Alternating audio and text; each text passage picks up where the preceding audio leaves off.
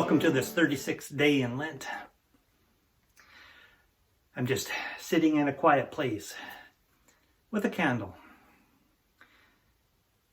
A few weeks ago, I talked about thin places, those places for each of us, unique to each of us, where heaven and earth feel so close we can almost touch heaven. For some of us, it may be sitting on a rock along the Bay of Fundy. For others, it could be along a stream, a river, or sitting in a boat on a lake. Maybe it's a favorite recliner or in a forest somewhere, a gazebo, a sunroom.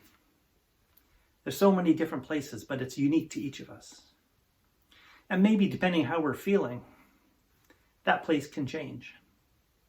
Today, for me, maybe it's just simply sitting with a candle, doing work with a candle.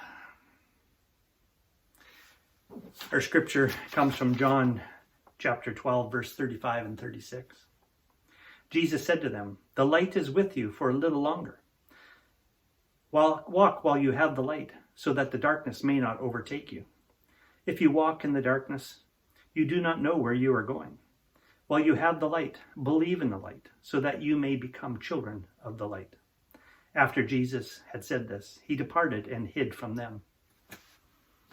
Jesus is talking to his disciples and he's comparing himself to the light.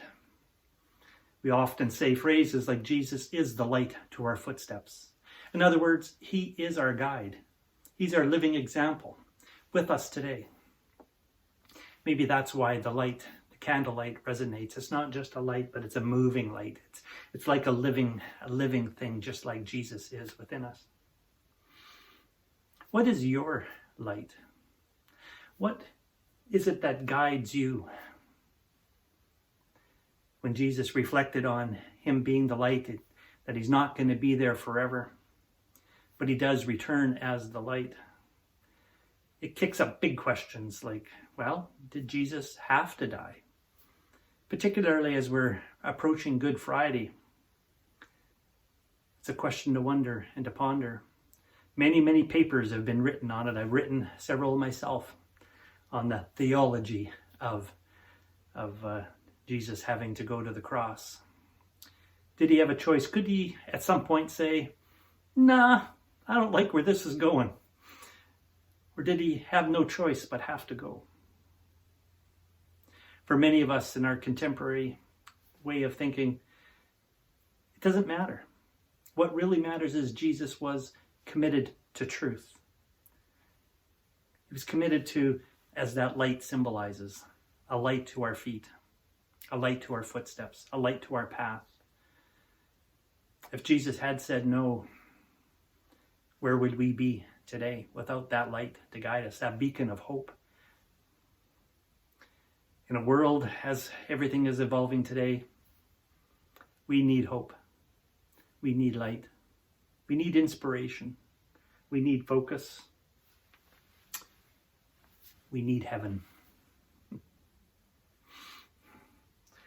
I ask you just to focus on the light for a few moments and maybe say your own silent prayer of what's meaningful to you, where the light shines within you, in what place for you is where that light shines the greatest, where you can reach and touch heaven. Let's take a moment and pause in that.